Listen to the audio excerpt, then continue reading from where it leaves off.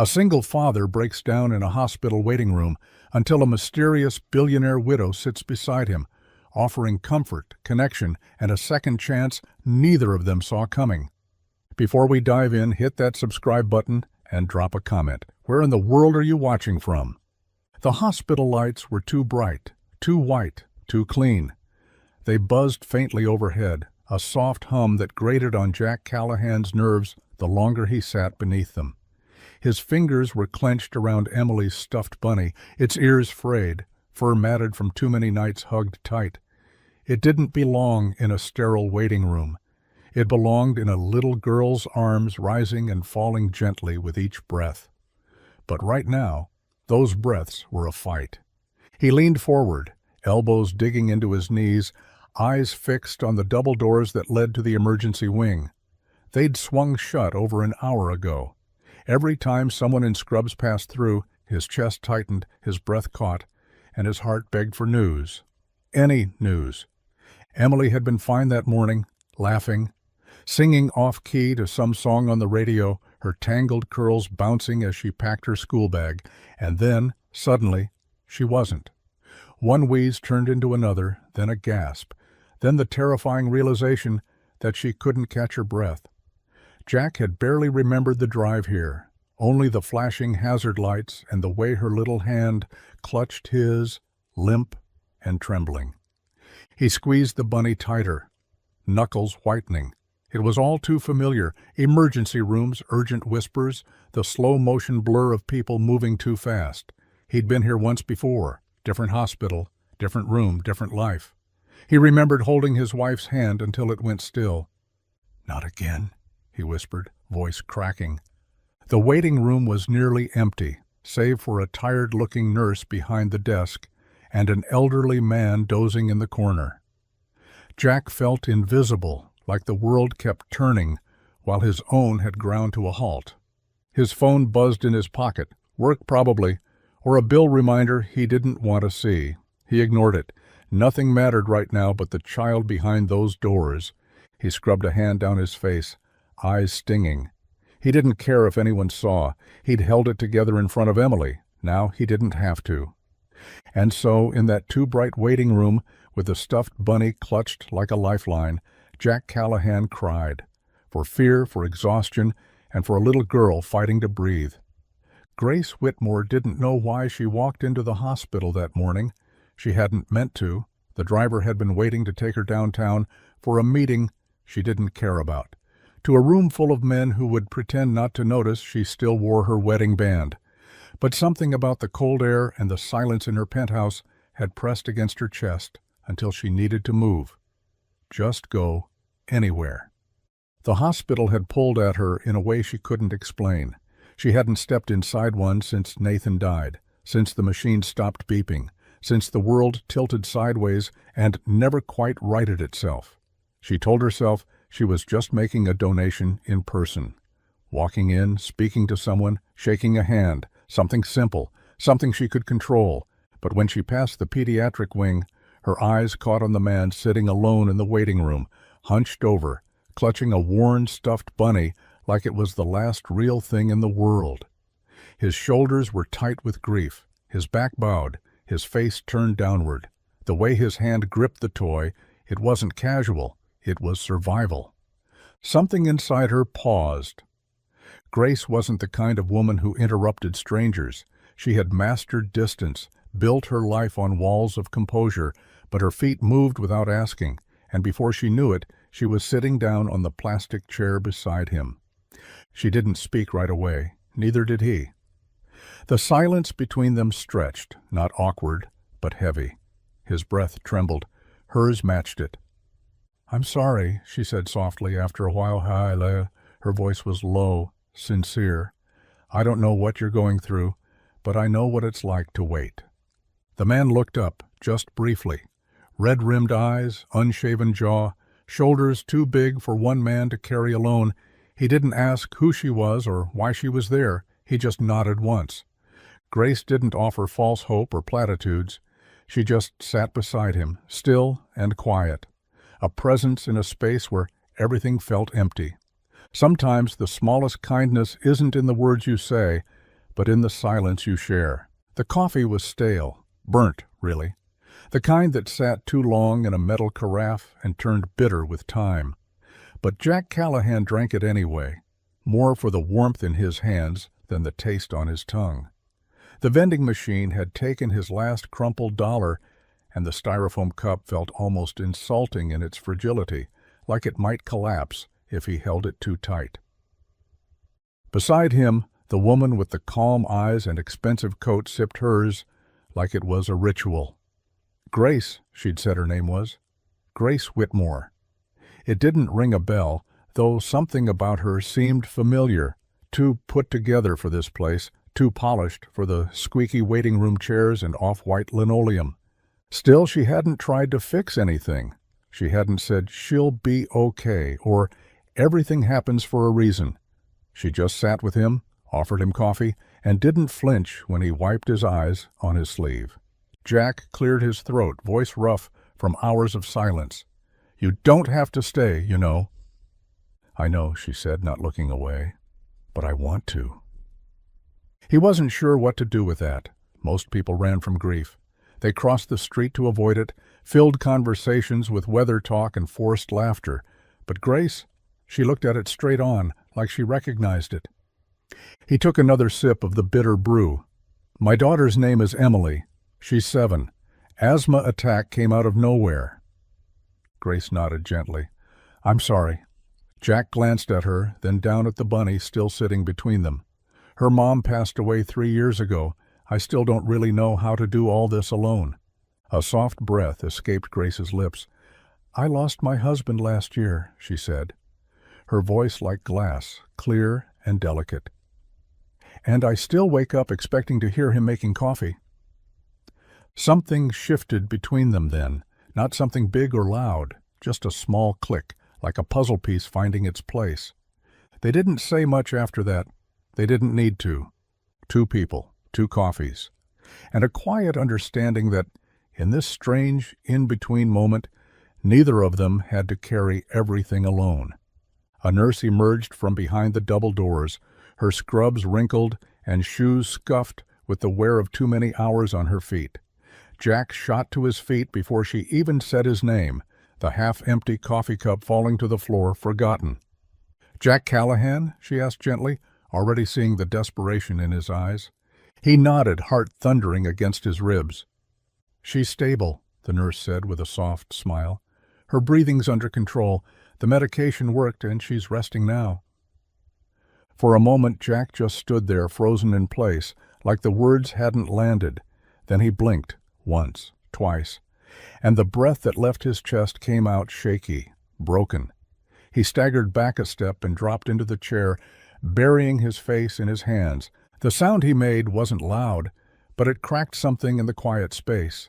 It was relief, raw and trembling and messy. His shoulders shook as he exhaled everything he'd been holding in for the last few hours, maybe the last few years. Across the room, Grace watched from her seat, her fingers still wrapped around the cooling cup in her lap. She hadn't meant to stay this long, but something about Jack's fierce love had rooted her in place. The way he clung to a child's stuffed toy like it was armor.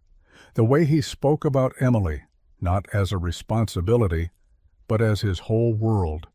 Now, watching him fall apart in the wake of good news, something pulled at her chest. Not pity, not sympathy, something deeper.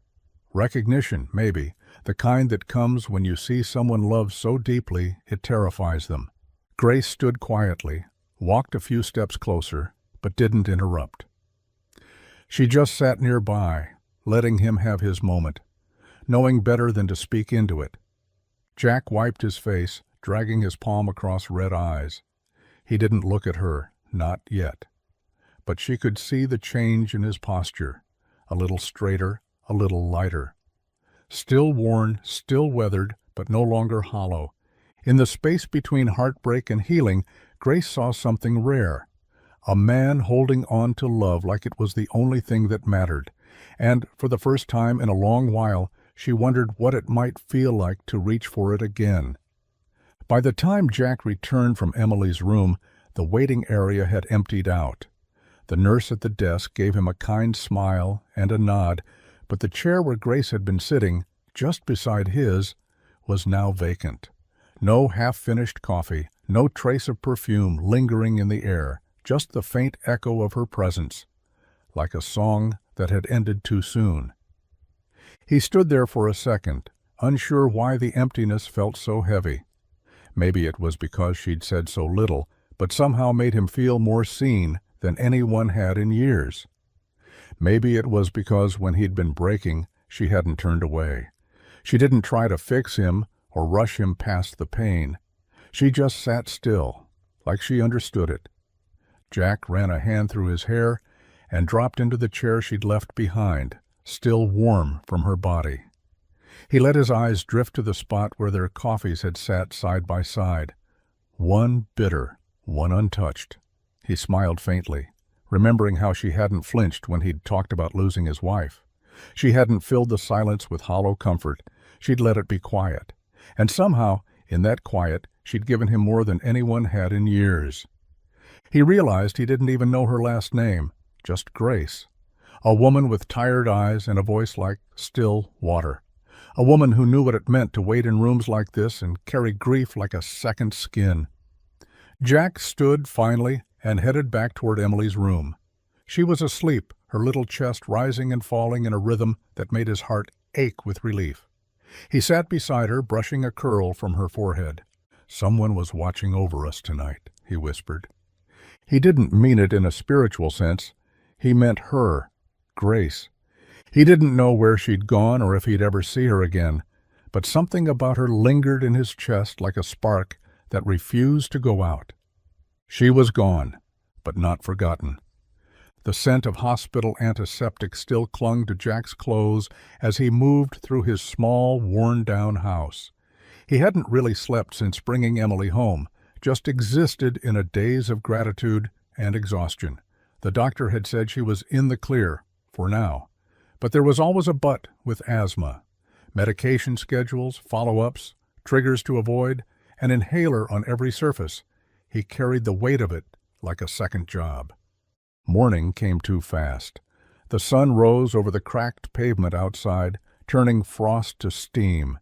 Emily, still pale but chipper, sat at the kitchen table drawing something with purple markers, while Jack stood over a pile of unopened bills, each envelope demanding more than he could afford to give. The water bill was late. The electricity bill was next. And then the hospital invoice would come like a tidal wave. He rubbed his temples, closing his eyes for just a second longer than a blink. His mechanic job at Harris Auto barely covered food and rent. There was no overtime left to pick up, and side jobs were drying up with the weather. "You okay, Daddy?" Emily asked softly. He looked up and forced a smile. "Yeah, Em, just thinking about grown-up stuff." She nodded solemnly, as if she understood. Maybe she did, more than she should. Later that day, Jack stood under the hood of a battered pickup at the shop, wrench in hand, but thoughts elsewhere. Grace kept slipping into his mind, uninvited, but not unwelcome. The way she had listened without flinching, the quiet steadiness in her eyes. He hadn't seen her leave. She hadn't said goodbye. But somehow she'd left a mark that hadn't faded. He didn't even know her full name. There was something about her, though, something that didn't fit the waiting room. Her coat had looked expensive, her voice polished, not rehearsed, but refined. She wasn't from around here, that much he knew, and yet she'd sat beside him like they'd known each other in another life. As the socket wrench slipped from his hand and clattered to the floor, Jack cursed under his breath and wiped the grease from his fingers. He was tired, broke, overwhelmed, and still, somewhere beneath all that, he couldn't stop wondering who Grace really was. The shop radio crackled in and out, caught somewhere between a country station and static, as Jack wiped his hands on a rag and leaned back from the undercarriage of an old Buick. The heater in the garage had given up the ghost 3 winters ago, and now the cold crept in through the concrete, numbing his fingers and stiffening his joints. "Hey, Callahan," Marcus called from the front counter, holding up a tablet. "You got a second?" Jack set down his wrench and trudged over, expecting another parts delay, or a customer complaint. Instead, Marcus turned the screen toward him. A headline stretched across the top, bold and glossy. Grace Whitmore returns to public eye 1 year after husband's death. Below it, a photo, her photo. That same calm, poised face that had sat beside him in the waiting room. Same hair pulled back in a simple knot. Same steady eyes.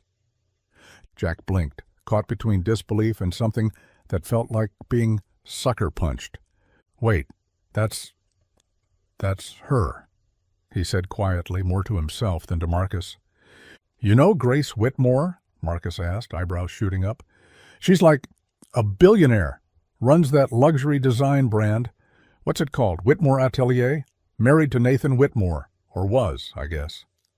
Jack didn't answer right away. He was still staring at the photo, his chest tight. In the picture, she wore the same expression she'd had in the hospital, composed, distant, like her thoughts were always a few steps ahead of the moment. But now, seeing her like this, in a designer coat flanked by headlines and cameras, it felt like staring at someone from another world entirely. "She didn't say anything," Jack murmured. "Just said her name was Grace. Sat with me. Brought me coffee." Marcus whistled low. "Man, you sure she wasn't a hallucination?" Jack didn't laugh. He couldn't. Because now everything made a strange kind of sense. How polished she looked, the quiet sadness in her voice, the weight she carried so gracefully. She wasn't just some kind stranger. She was Grace Whitmore. And Jack Callahan had no idea what he was supposed to do with that. The hospital smelled the same, antiseptic and soft linen tinged with something warmer this time. Hope, maybe. Grace stepped through the glass doors with careful steps, her heels muffled against the polished floor. She wore her usual armor, tailored coat, silk scarf, and the subtle lipstick that made people think she was fine. But under it all, her hands trembled just slightly as she clutched the donation envelope. It had been a year since she last walked these halls in grief, and only a week since she'd sat in the waiting room beside a man whose pain mirrored her own in ways she hadn't expected. Jack Callahan. She hadn't planned to come back, not really. The donation was scheduled weeks ago, her assistant had arranged the press release, and the hospital board had already drafted their thanks. It should have been simple, but as soon as she stepped inside, her eyes drifted, not to the administrator waiting to greet her, not to the camera crew setting up near the front desk, but toward the pediatric wing. She was supposed to be here for the ribbon cutting. Instead, she found herself moving quietly down the corridor, drawn not by obligation, but by memory. She passed the waiting room where she'd first seen him, hunched over, gripping a child's stuffed bunny like it could stop the world from breaking. The chair where she'd sat was empty now, but the silence felt the same, heavy, real. Grace hesitated outside room 214. The door was slightly ajar. Inside she saw him, Jack, his jacket draped over the back of a chair, sleeves stained with grease, hair still tousled from work. And there was Emily, curled up in the hospital bed, a coloring book open on her lap and an inhaler nearby. He was reading to her, voice low and steady, even as his eyes betrayed how tired he was. Grace didn't step in. She couldn't, not yet. But she stood there for a moment longer, unnoticed, something warm blooming in her chest, something dangerously close to longing. She had come here to give, but she hadn't expected to want something back. Jack didn't know how she found them. He never asked. 1 minute, he was double-knotting Emily's sneakers in the hospital lobby, and the next, Grace Whitmore was standing there with a soft smile and a question that caught him off guard. "Have you two eaten?" He opened his mouth to protest, say something about bills, time, pride. But before he could speak, Emily looked up with wide eyes and nodded enthusiastically. "Tacos," she whispered, like it was a sacred word. So there they were, sitting in a corner booth at a small cafe just off Main Street, Grace with a linen napkin folded neatly in her lap, Jack hunched over a chipped plate of carnitas, and Emily giggling between bites of rice and beans. Jack had never felt more out of place. Not because Grace made him feel small, she didn't, but because everything about her screamed a world he didn't belong to. Her quiet elegance, the way she listened, the way she saw everything. Still, there was no camera crew, no staff, just Grace. And somehow, that made all the difference. Emily was smitten. She peppered Grace with questions between mouthfuls of guacamole. What's your favorite animal? Do you like cartoons? Have you ever ridden a horse?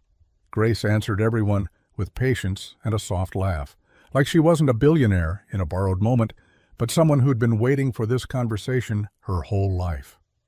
Jack watched them, arms crossed, half listening and half guarded. It wasn't suspicion exactly, it was disbelief. This woman, who had no reason to come back, no obligation to sit in this booth, was laughing with his daughter like they belonged here, like she wanted to be here. "Thank you," he said finally, voice rougher than he meant. Grace looked at him and smiled. "For what?" "For this," he said, gesturing gently toward Emily, who was now trying to teach Grace a ridiculous hand-clap game. "For showing up again." Her smile faded just enough to show the truth behind it. "I know what it's like to feel alone," she said quietly, "and what it means when someone doesn't let you." Jack didn't have an answer to that, but as Emily reached over and tugged his sleeve, beaming with nacho-stained lips, he felt something ease inside him, something warm, something unfamiliar. Maybe this wasn't just a meal. Maybe it was the start of something more. The cough started in the middle of the night, a soft, rasping sound that pulled Jack from sleep like a fire alarm. He was up before he even registered it, stumbling into Emily's room to find her sitting upright in bed, clutching her chest with wide, watery eyes. Her inhaler was on the nightstand. He grabbed it, steadied her hands, counted her breaths, but something was off, worse than before. The wheezing didn't fade like it usually did. Her small body trembled with each labored inhale. Jack didn't waste time. Within minutes, they were in the car, the heater blasting against the early morning frost as he tore through town toward the hospital again, heart pounding louder than the engine. At the ER, the nurses recognized them. That was both a comfort and a gut punch. By mid-morning, Emily was stable again, but Jack felt like he'd aged 10 years in a few hours. He sat in the hospital cafeteria with a paper cup of coffee, head in his hands, when his phone buzzed. Grace Whitmore. He hadn't saved the number. He didn't need to. Her name lit up his screen like something out of place. He hesitated, then answered. "Is she okay?" Grace asked, skipping past greetings. "Yeah," Jack said, rubbing a hand over his face. "Better now?" There was a pause, and then, "I have a car nearby. Let me send it for you both. You shouldn't have to worry about getting home right now." He exhaled slowly. "That's kind of you, but—" "Jack," her voice was calm but firm, "let me help." Silence stretched between them. He hated how tired he was, how much the offer made sense, how badly he didn't want to say yes, and how much he needed to. He closed his eyes. "All right, just this once." An hour later, a sleek black sedan pulled into the hospital pickup lane. The driver stepped out, called him by name, held the door open like they were royalty. Jack settled Emily in gently, covering her with a blanket as she drifted off again. Sitting beside her in that impossibly smooth car, Jack stared out the tinted window, jaw tight. He didn't like relying on anyone, but something about Grace's quiet insistence didn't feel like charity. It felt like care, and that scared him more than he wanted to admit. The fire in Grace's hearth crackled softly, casting golden light across the polished marble and high ceilings of the penthouse. Outside, the city blinked below them, distant, alive, and somehow entirely unreachable. Jack sat on the edge of a leather chair that probably cost more than his truck, shoulders stiff, hands resting on his knees like he didn't know where to put them. Emily was asleep in the guest room, her soft breathing monitored by a small digital baby monitor Grace had placed on the table without comment. Jack had tried to refuse the overnight stay, but she had looked at him and said, "She's safe here. Let her rest." And he had no fight left. Now they sat across from each other, cups of tea cooling between them. "This place is—" Jack began, gesturing vaguely. It's like something out of a movie. Grace smiled faintly. It doesn't feel like it. He looked at her, eyebrows raised. She folded her hands in her lap, staring into the fire. It used to feel full. Nathan, my husband, he filled up a room just by being in it. He could make a penthouse feel like a cottage. Now, she trailed off, eyes unfocused. It echoes. Jack nodded slowly. I know that sound. Grace turned to him. You lost someone too. My wife, he said softly. 3 years ago. Car accident. She was coming back from the grocery store. I was home with Emily. We'd just run out of peanut butter. Grace's lips parted. A breath caught on sympathy. But she didn't speak. She let him keep going.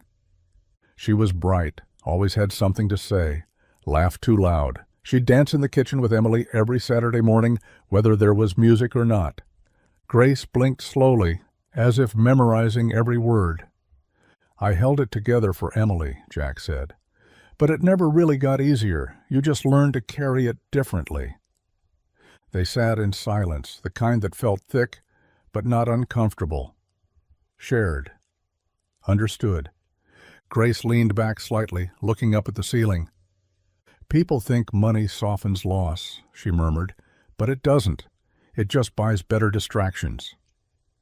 Jack let out a quiet, humorless laugh. Yeah, grief's an equal opportunity bastard. Their eyes met. For the first time since their paths crossed, they weren't strangers anymore.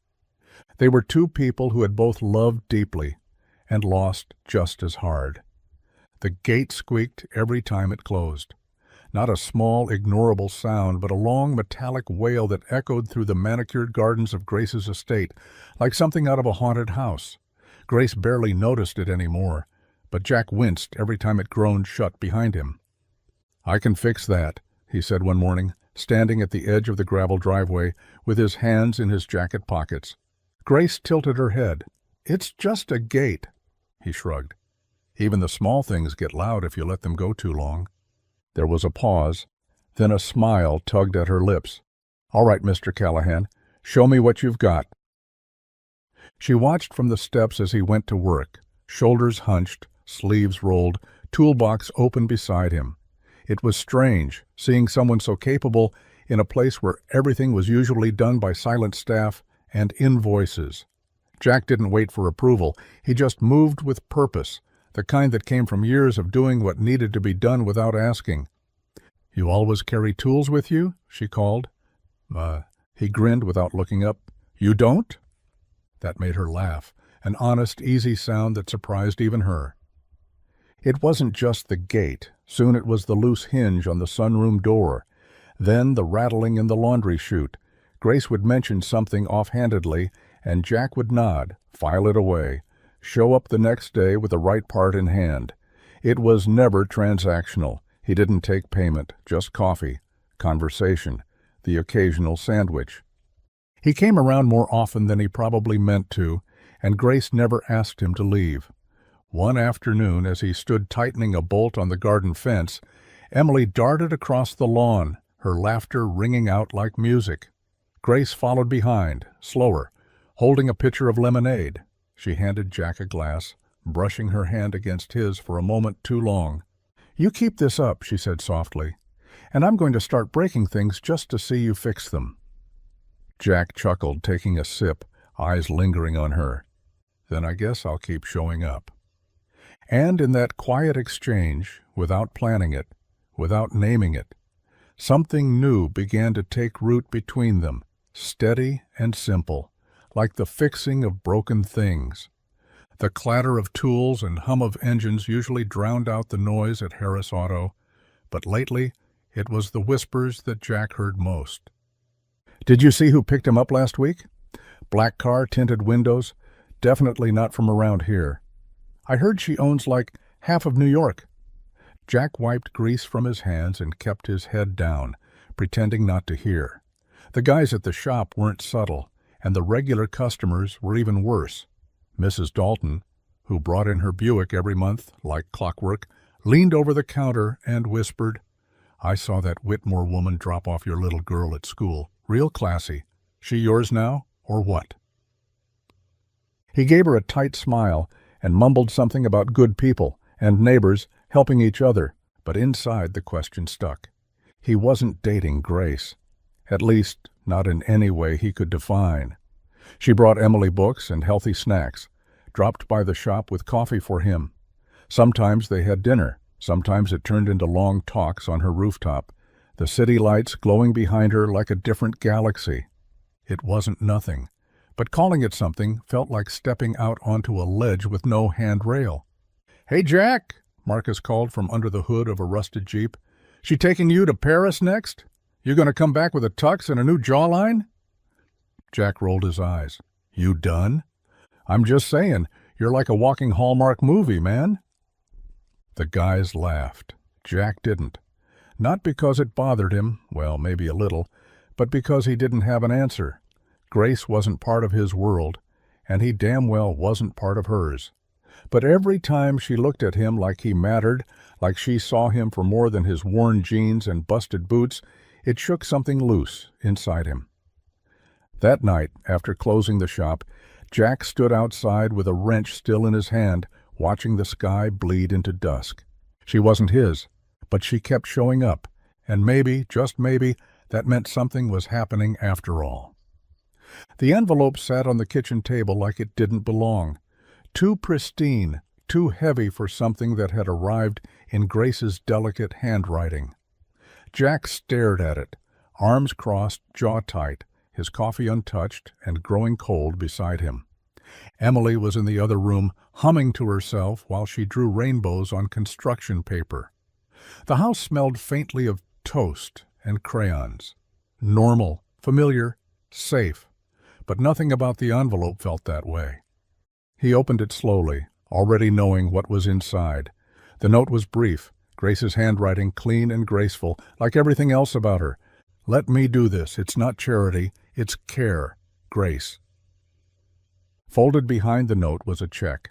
More than enough to cover Emily's hospital bills. Every last dollar. Jack stood still for a long time, the paper trembling slightly between his fingers. It wasn't the first time someone had offered help. After his wife died, people had brought casseroles, offered to mow the lawn, slipped a 20 into his jacket pocket just in case. But this was different, bigger, heavier, and it felt like a crack in the wall he'd spent years building. He didn't wait. He grabbed his phone, hit Grace's name, and stepped outside, the screen glowing against the early evening sky. She picked up on the second ring. "Jack?" "I can't take it." There was a pause on her end, but her voice came calm and even. "It's not alone." "I know. And I'm not doing this to make myself feel better."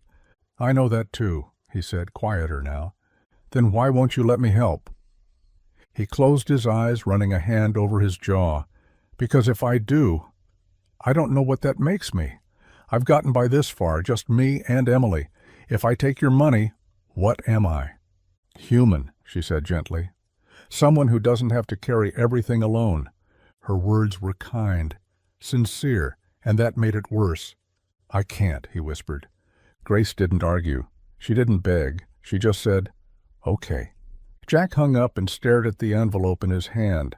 Pride was a heavy thing, and sometimes it weighed more than reason. The days passed slowly. Jack buried himself in work, longer hours at the shop, extra jobs no one else wanted, oil changes, tire rotations, busted transmissions, anything to keep his hands busy and his mind quiet. But in the still moments when the tools were down and the shop lights dimmed, she crept in. "Grace?" He didn't text, didn't call. He told himself it was better this way. That space would help him clear the fog in his chest. But the truth was, he missed her.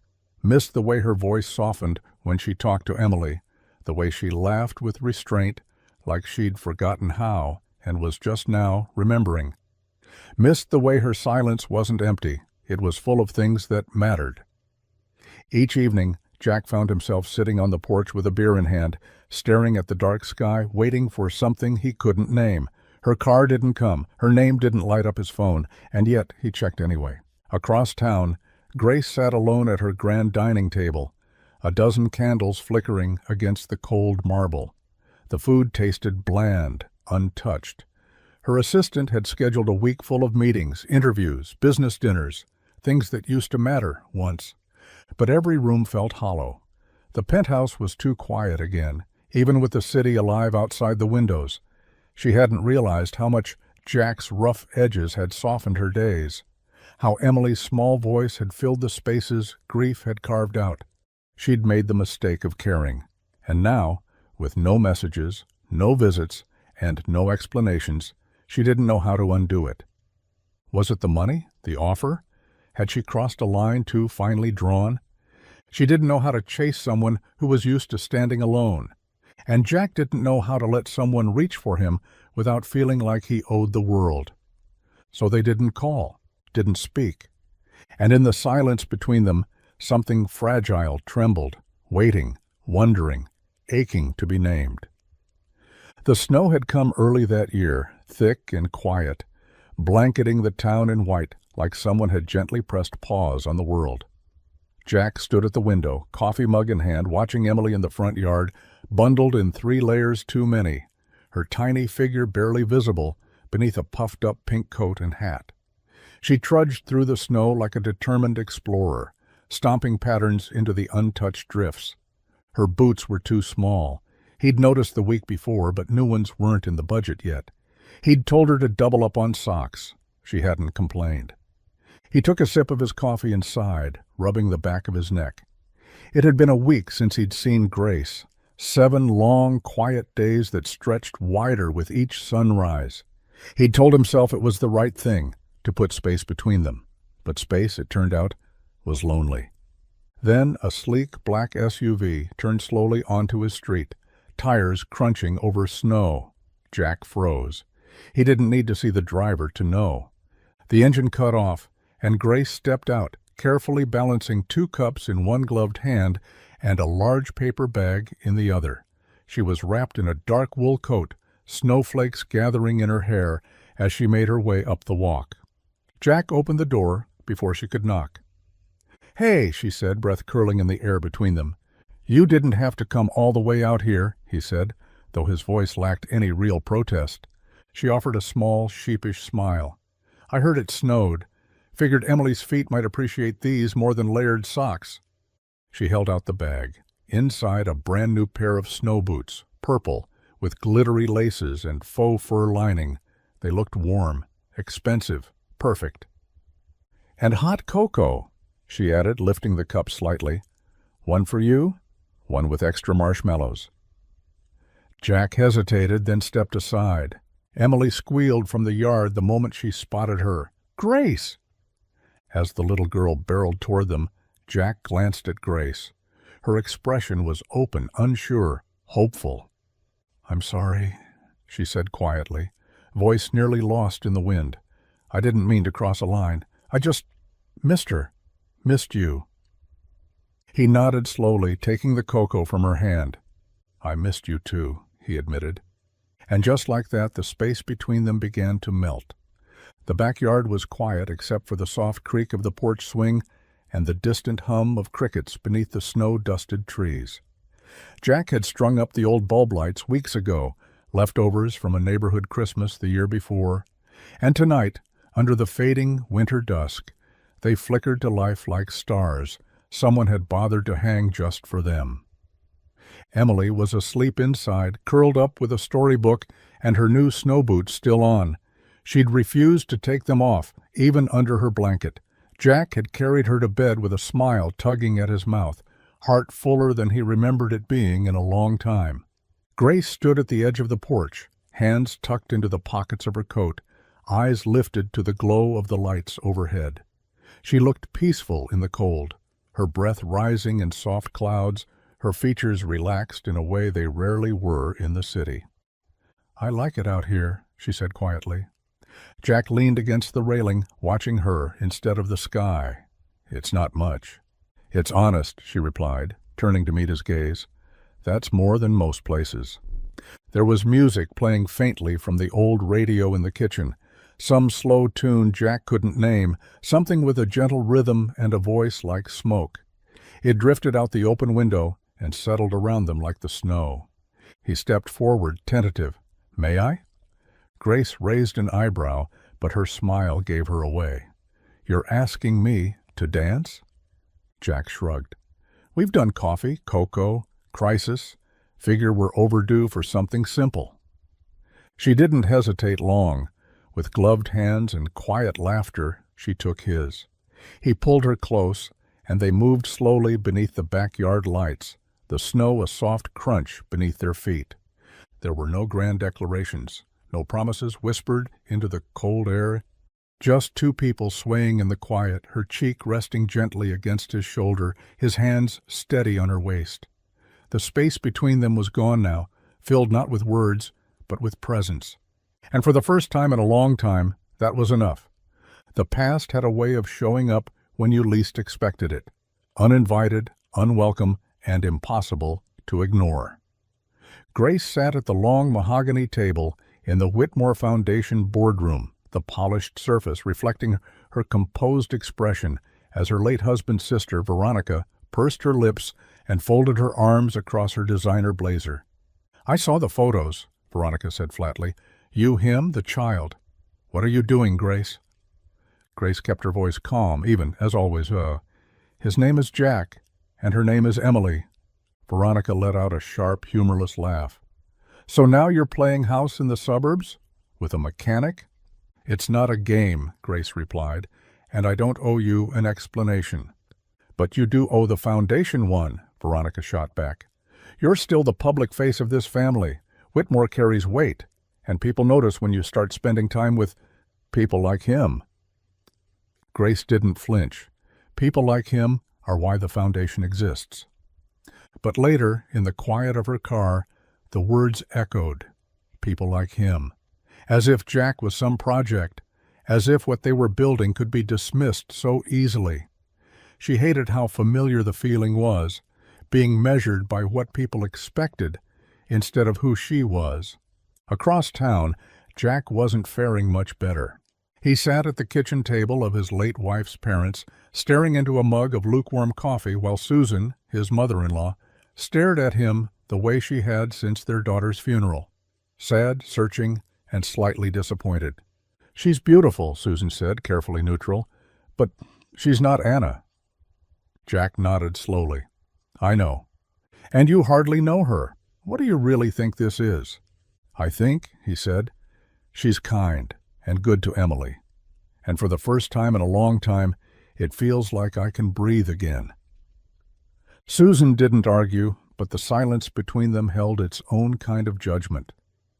Later, when Jack stepped out into the fading light, he felt the weight of eyes on his back. Grace's past, his own, all of it pressing in. Loving someone new didn't erase the ghosts. It just meant learning how to live with them. The office windows stretched floor to ceiling, giving way to a skyline dusted in soft winter haze.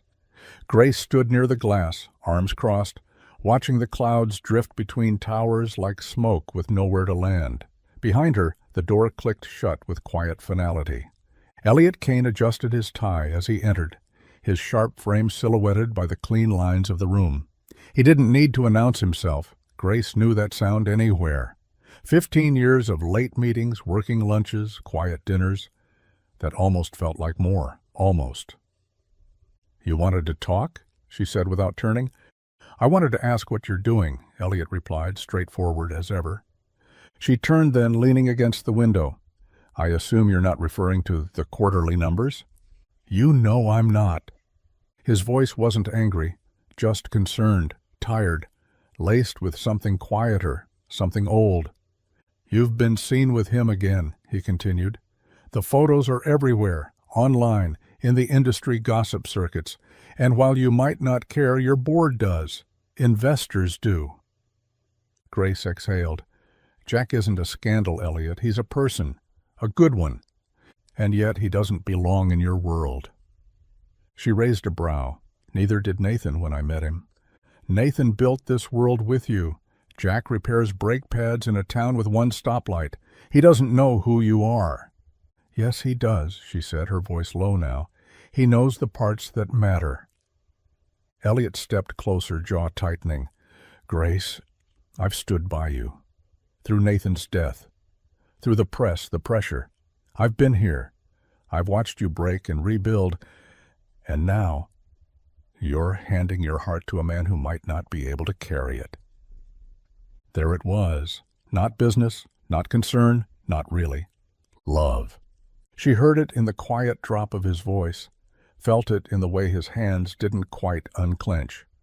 I never asked you to wait, she said gently. No, he murmured, but I did anyway. They stood in the silence that followed, him hoping, her already elsewhere. And somewhere beyond the glass, she pictured a man with grease on his hands and a girl with a laugh like spring.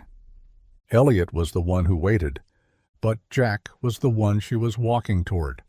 The letter was tucked inside an old linen envelope, worn soft at the corners, edges yellowed by time.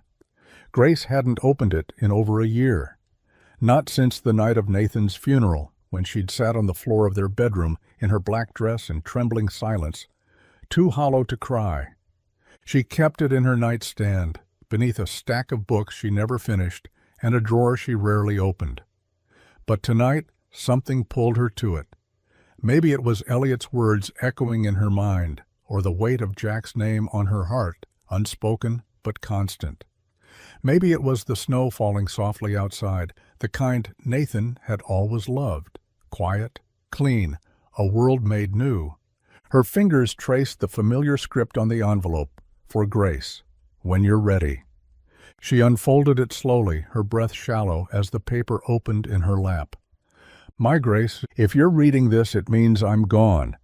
And if I know you, it means you're sitting there trying to hold everything together, smiling for the world and falling apart inside. Don't, not for me. I loved you more than I ever knew how to say. You were the bright in every room, the stillness in every storm. But my leaving isn't the end of your story. It's a chapter, a painful, unfair, heart-wrenching chapter. But not the last. There will come a time when someone else makes you laugh the way I used to. Maybe slower, maybe gentler. Let them. Let someone see you, hold you, remind you what it feels like to belong. Love again, even if it breaks you, even if you think it dishonors me. It doesn't. It honors the life we built. It honors you. Don't live the rest of your life in a memory. You deserve more. All my heart always, Nathan. Tears slipped down her cheeks before she could stop them, quiet, steady, and real. She read the letter again and again until the ache in her chest stopped feeling like guilt and started feeling like release. That night, Grace didn't dream of penthouses or boardrooms or the life she used to have. She dreamt of Jack, of laughter in a small kitchen, of second chances, of love, breaking, healing, and beginning again. Jack was elbow-deep in an engine when he saw her. The shop door swung open, letting in a gust of late winter wind and the click of polished boots on concrete. Grace stood in the entry, her coat cinched tight, a spark in her eyes that didn't match the cold outside. Jack wiped his hands on a rag and stepped out from under the hood, brow furrowed in confusion. "You okay?" he asked, glancing behind her as if expecting bad news.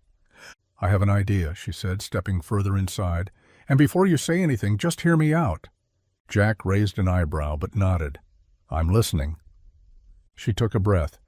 "What if I told you I wanted to build something with you, not for you, but with you, something that matters?" He leaned against the tool bench, arms crossed, waiting. "A non-profit auto training center," she said, words coming faster now, carried by momentum and quiet conviction.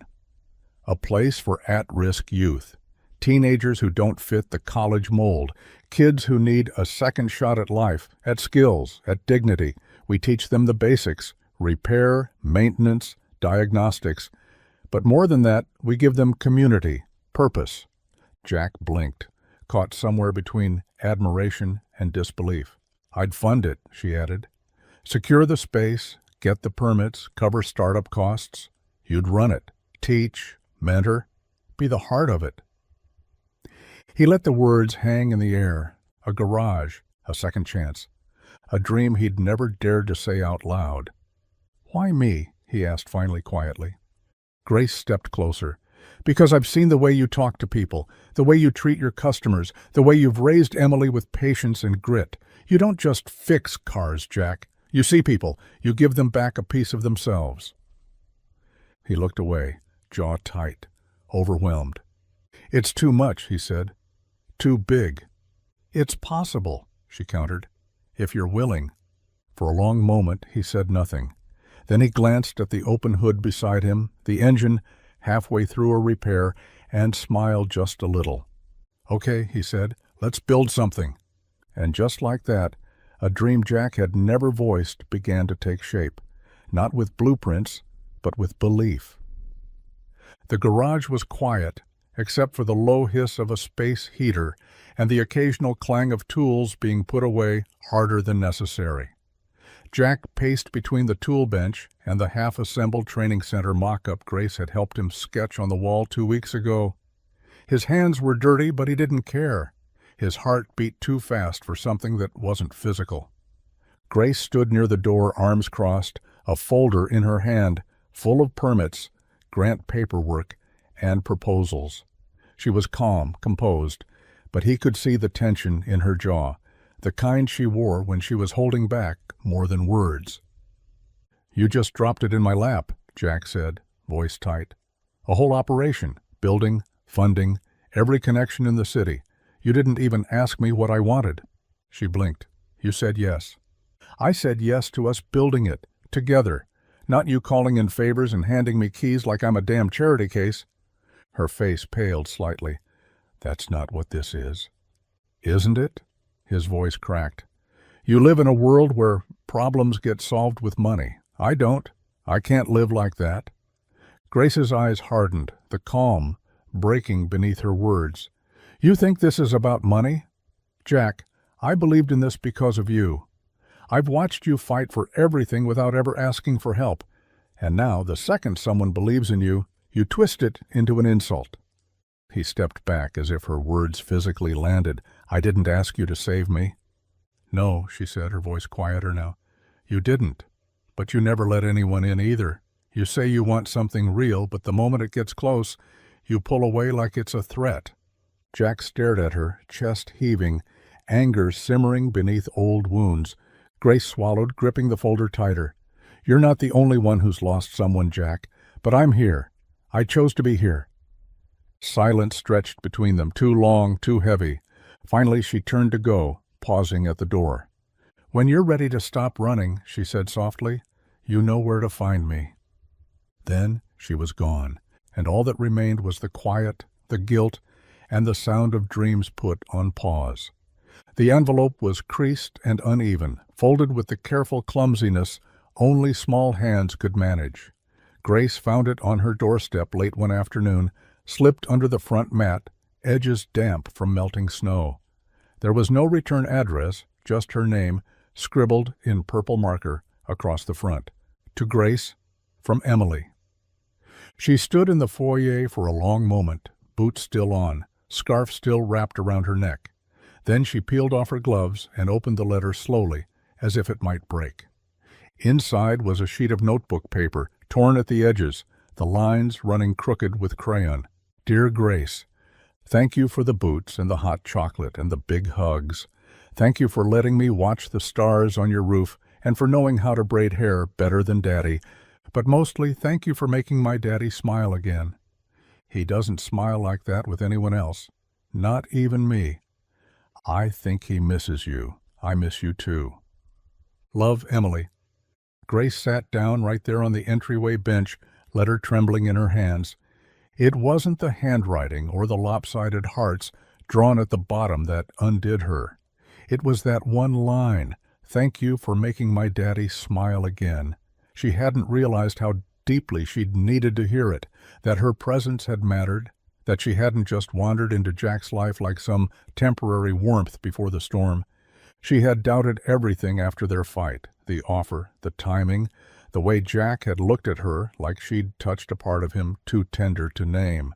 She'd told herself she had overstepped, crossed a line that was never hers to cross. But Emily's words cut through that noise. They were pure, without agenda, without fear. And they reminded her of something she'd nearly forgotten. She hadn't come into their lives to rescue anyone. She had come because they had rescued something in her. Grace folded the letter gently, pressed it to her chest, and closed her eyes. The doubt didn't vanish, but in its place bloomed something stronger, hope. The cemetery was quiet in the way only winter could make it, snow muffling every sound, the wind whispering low through bare branches. Jack stood at the edge of the plot, hands deep in his coat pockets, boots sunk into the crust of fresh snow. The headstone hadn't changed. Simple, clean, the way Anna would have wanted. He hadn't been here in months, not because he forgot. He never forgot. But sometimes the weight of visiting made it harder, not easier. He talked to her often, just not here. Usually in the truck, or while brushing Emily's hair, or when the silence of the house felt too loud. But today, he needed the weight of the stillness, the presence of the place. He knelt slowly, brushing snow from the base of the stone with his glove. "Hey," he said quietly, his voice catching in the cold. "Been a while." He sat back on his heels, hands resting on his thighs. Emily's doing good, still wild, still stubborn. You'd love how she talks back now. She's got your fire. He paused, swallowed hard. "There's someone I need to tell you about."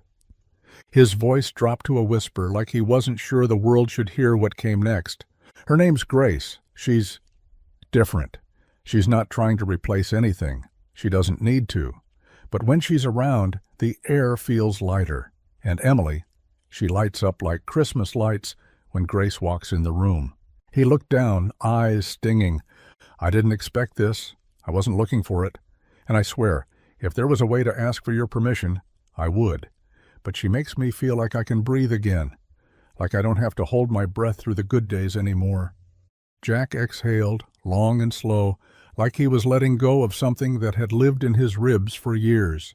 "I'll always love you. That won't change. But maybe there's room for something more now.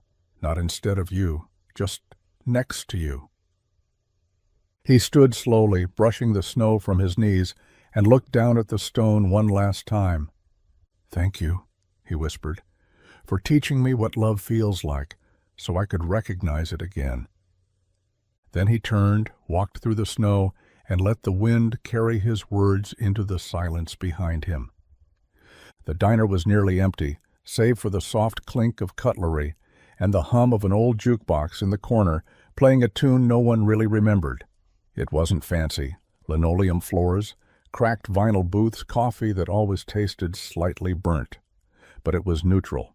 No penthouse ceilings, no garage grease, just a place in between, a place where they could meet without the weight of what had passed hanging over either of them. Jack sat by the window, hands wrapped around a chipped mug. He hadn't touched the coffee, not yet. His leg bounced under the table, nerves tightening every breath. He didn't know if she'd come. He wouldn't have blamed her if she didn't. But when the bell over the door rang and Grace stepped inside, snow melting on her coat, he felt something shift in his chest, like a string that had been wound too tight, finally loosening. She saw him and gave a small, cautious smile. No makeup, no entourage, just Grace. She slid into the booth across from him, shrugging off her coat, and for a moment they just sat there, the air between them thick with things unsaid. "Hi," she said. "Hi," Jack replied. Silence stretched, but not the kind that hurts, the kind that waits. "I read Emily's letter," she said quietly. "She has your heart." He nodded. "She's a better version of me." Grace smiled, then looked down at her hands. "I wasn't sure if I should come. I wasn't sure if I should ask," he said. Then he took a breath. "But I had to." She looked up, waiting. "I've been carrying so much for so long," he said, voice low. "Grief, guilt, pride. I built walls thinking I was protecting what I had left, but all I did was shut everything else out, including you." Her eyes shimmered, but she didn't speak. "I want to try," Jack said, words finally falling free. "Not to replace what we lost, but to build something new, something honest, if you still do. Grace reached across the table and took his hand. "I never stopped," she whispered. No promises, no grand declarations, just two people starting over together. The banners were simple, white cloth, hand-painted letters that read, "Maplewood Community Auto Center, Opening Day." Folding chairs lined the parking lot, snow shoveled to the side, leaving behind damp patches that caught the early spring sun. Neighbors showed up in flannel and faded jeans, clutching coffee cups and curiosity. A few teenagers lingered near the garage doors, wide-eyed at the rows of shiny new tools and spotless lifts. Jack stood off to the side, adjusting the collar of his shirt for the third time. He wasn't used to speeches, wasn't used to being the center of anything, really. But today, this day, was different. Grace stood a few feet away, talking to a city official with that same easy grace that had once unnerved him. Now, it anchored him. She caught his eye and gave a quiet nod, reassuring, steady. When Jack stepped up to the mic, the murmurs died down. He cleared his throat, glanced once at the folded paper in his hand, then tucked it into his pocket. "I had something written down," he began, voice low but clear, "but I figure this place deserves something real." He looked out at the crowd, at the kids in the back, at Emily sitting front row beside Grace, swinging her legs and beaming. "This started with an idea I didn't believe I was worthy of," he said. "A dream I never said out loud because dreams don't always feel like they belong to guys like me, but someone believed in it and in me before I did." He glanced toward Grace, and she blinked fast, lips pressed together. "This center isn't just about cars.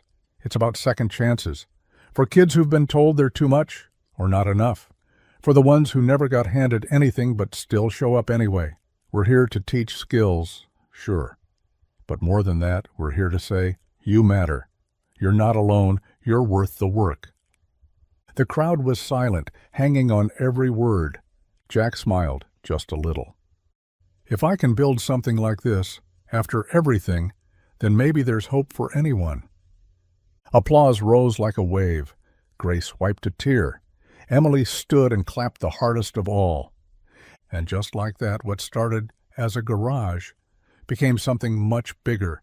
The headline hit the newsstands before Jack even knew there was a story. "Billion-Dollar Grace, Whitmore heiress, finds love in small-town mechanic."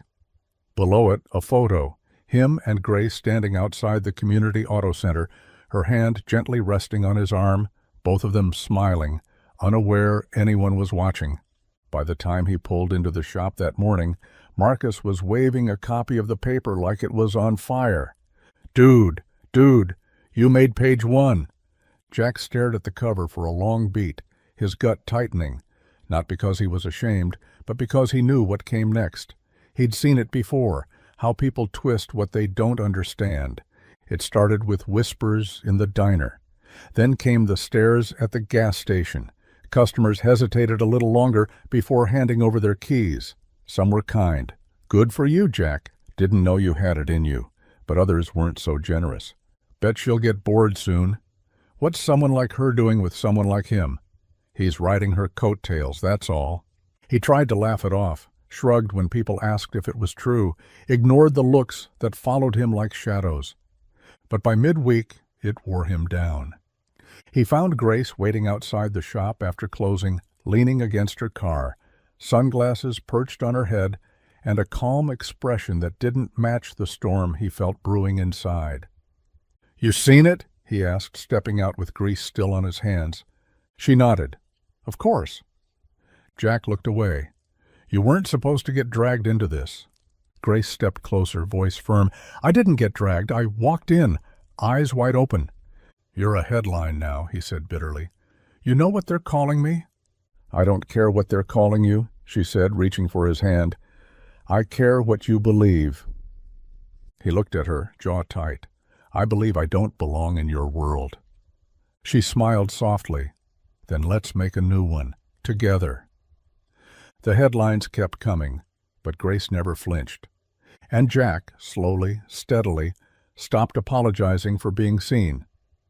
The stars were scattered thick across the sky that night, clear and sharp, like someone had dusted diamonds over deep velvet.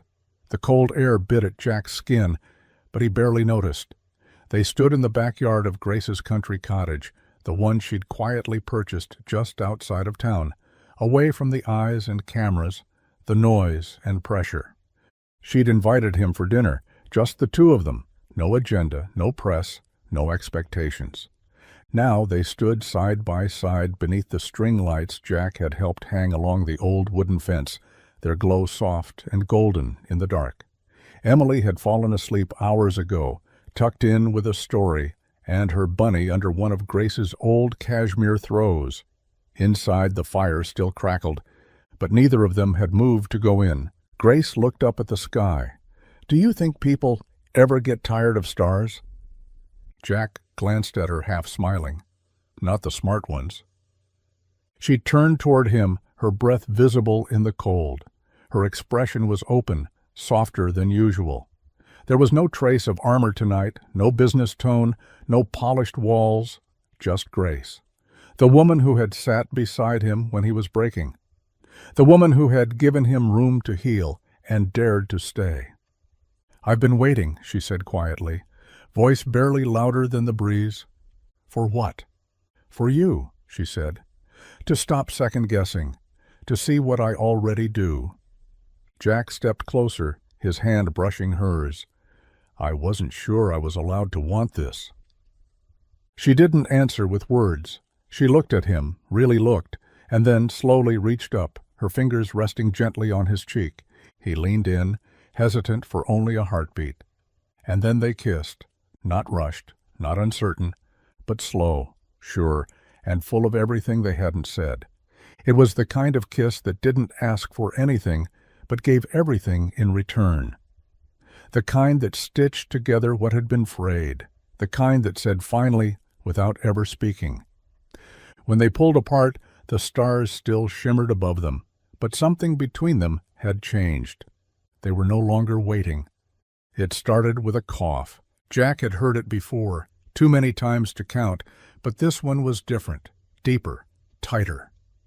Emily clutched her chest as her breathing quickened, her eyes wide with fear that mirrored his own. It was like time folded in on itself, dragging him back to that first long night in the ER. He didn't hesitate, scooped her up, coat half-zipped, keys already in hand. Grace, who'd been in the kitchen rinsing dishes from dinner, dropped everything the moment she heard Jack's voice crack. "She's not breathing right," he said, his tone sharp, too loud, not directed at her, but hitting her anyway. "I'll come with you," she offered immediately. "No," he barked. "Just no. I've got it." Grace blinked, stunned. "Jack." "I said I've got it," he snapped, already halfway out the door. The drive to the hospital was a blur of red lights and prayers whispered under his breath. He held Emily's hand in the back seat, counting her breaths, trying not to imagine what he'd do if they slowed. Again. Inside the ER, nurses moved quickly, calm but firm. Jack stood back, fists clenched, unable to do anything but watch. The same helplessness, the same fear, it flooded him like it had that night Grace first found him in the waiting room. By the time the adrenaline ebbed and Emily was resting under observation, Jack sat alone beside her bed, head in his hands. Grace came anyway, quiet, careful, her heels soft on the hospital floor. She didn't say anything at first, just stood in the doorway, watching them, watching him. He didn't look up. "You didn't need to push me away," she said gently. "Not this time." Jack's voice was hoarse. "I couldn't let you see me like that again." "I've already seen you like that," she replied, "and I stayed." He stood, not meeting her eyes. "Every time I let myself believe this is real, something happens. Something reminds me how fast it can all be taken." Grace walked to him, close but not touching. "Then don't run from it. Let me be here, for both of you." But Jack turned back to Emily, his silence loud. Trust was easy to talk about, much harder to live. The hospital room was dim, lit only by the soft blue glow of a monitor and the slow, rhythmic beep that measured Emily's breaths. She was stable now, tucked beneath a blanket patterned with cartoon stars, her chest rising and falling with the steady grace of sleep. Jack sat slouched in the chair beside her, shoulders tense, hands clasped tight between his knees. He hadn't said a word in over an hour. He thought Grace would have left by now. Most people did. After the first crisis, they offered sympathy. After the second, they offered space. And by the third, they stopped offering anything at all. But not Grace. She sat in the corner of the room, coat draped over the back of a chair, legs curled beneath her, silent and still. Her presence wasn't demanding. She didn't ask for permission to stay. She simply stayed. When a nurse came in to check Emily's vitals, Grace stood and stepped aside with a nod.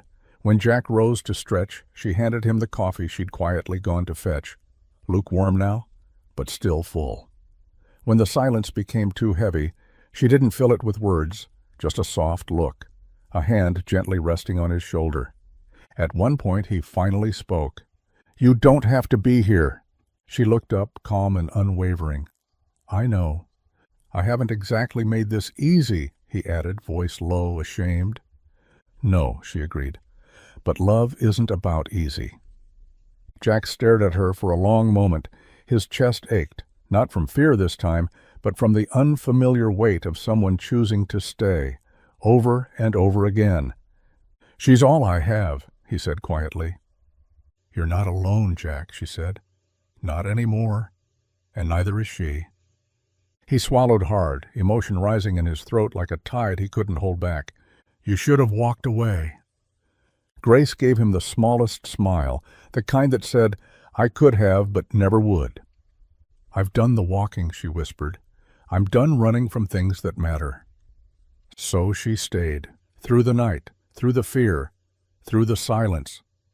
And somewhere between the blinking lights and the steady pulse of a healing child, Jack Callahan let someone into his heart, fully, finally, without condition. Grace Whitmore was still there when the sun came up. The shop was quiet, the kind of stillness that only came after hours, when the clatter of tools had faded, the bay doors were locked, and the only light came from a string of bulbs Jack had hung above the workbench years ago, the ones that flickered a little but never quite gave out. Grace stood just inside the garage, watching him with that half-curious, half-amused look she wore whenever he got quiet in a way that meant he was thinking too hard. Her heels clicked softly on the concrete as she stepped closer, arms folded over her coat. "You've been fidgeting since dinner," she said with a smile. "You planning something?" Jack wiped his hands on a rag, then reached into a drawer beneath the bench and pulled something out. Small, wrapped in an old cloth he'd once used to polish carburetors. Nothing fancy, just his way. He held it out to her, eyes steady. Grace raised an eyebrow as she carefully unwrapped the cloth.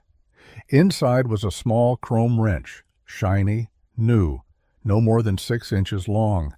She looked up, puzzled, until she saw the engraving along the handle. "Together, always." Her breath caught. "I was going to do the whole thing," Jack said quickly. "You know, a ring, a dinner reservation, maybe even candles, if I didn't knock 'em over first. But none of that felt like us." Grace was silent, her eyes shimmering. "I wanted to give you something that meant something," he continued. "Something I know how to use, something built to last."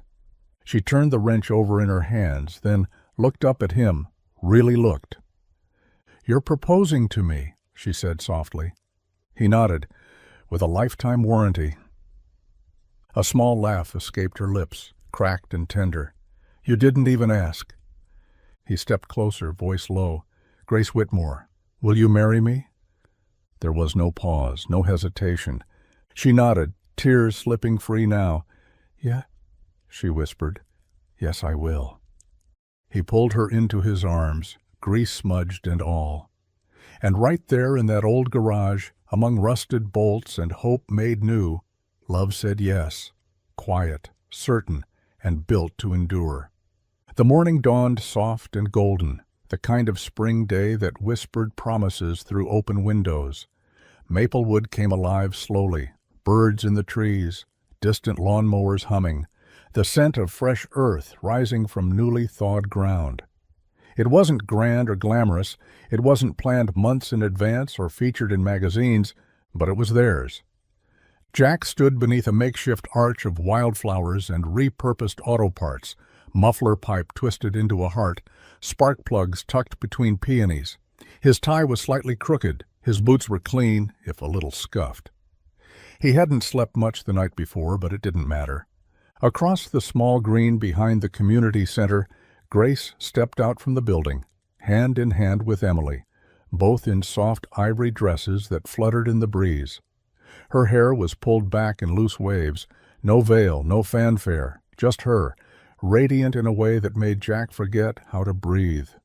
People gathered in folding chairs, shop guys in flannel, cafe regulars, nurses from the hospital.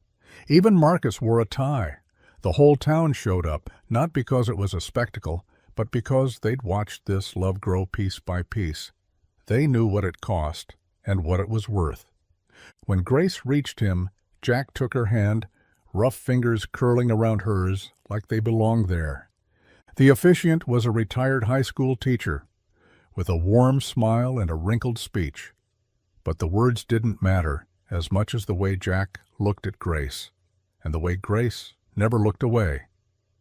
"I don't have vows written down," Jack said, his voice thick. "But I know this.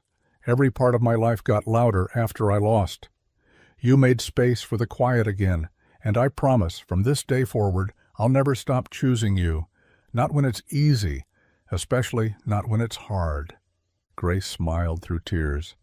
"I didn't expect to love again. I didn't expect you. But you gave me a home I never knew I needed, one with real walls, soft mornings, and a stubborn, beautiful heart. I choose you, Jack Callahan, every day, forever." They kissed, and the crowd cheered, and someone cried a little louder than expected. There were no chandeliers, no black tie speeches, just love, blooming quietly in a small town. And with that forever began, not loud, not perfect, just real, just enough, just right.